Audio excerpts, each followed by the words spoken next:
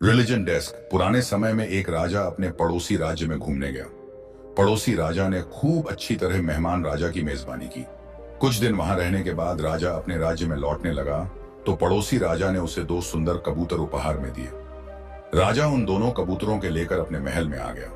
वहां एक सेवक को कबूतरों की देखभाल में नियुक्त कर दिया। सेवक सुबह शाम कबूतरों के लिए दाना पानी का इंतजाम कर देता।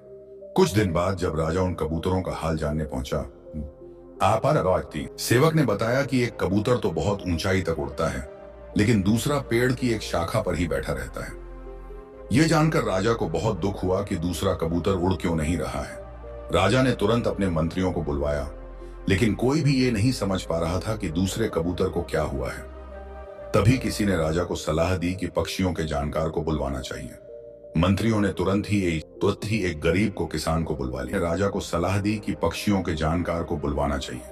मंत्रियों ने तुरंत ही एक गरीब को किसान को बुलवा लिया। किसान पक्षियों का शिष्य का जानकार था। उसने कबूतर के आसपास का क्षेत्र देखा और जिस पेड़ की शाखा पर वह बैठा रहता था वह शाखा ही काट दी। इसके बाद दूसरा कबूतर भी आसमान में बहुत ऊंचाई तक उड़ने लगा। किसान ने राजा को बताया कि यह कबूतर इस शाखा के मुंह में फंसा हुआ था, उड़ने की जोखिम लेने से डरता था और जब यह शाखा ही काट दी गई तो उसके पास उड़ने के अलावा कोई और विकल्प नहीं था। इस कारण वह अब ऊंचाई तक उड़ने लगा है। यह देखकर राजा प्रसन्न हो गया। जब यह शाखा ही काट दी गई तो उसके पास उड़ने के अलावा कोई और विकल्प नहीं था। इस कारण वह अब ऊंचाई तक उड़ने लगा है। यह देखकर राजा प्रसन्न हो गया और उसने किसान स्वर्ण मुद्राओं से सम्मानित किया। कथा की सीख।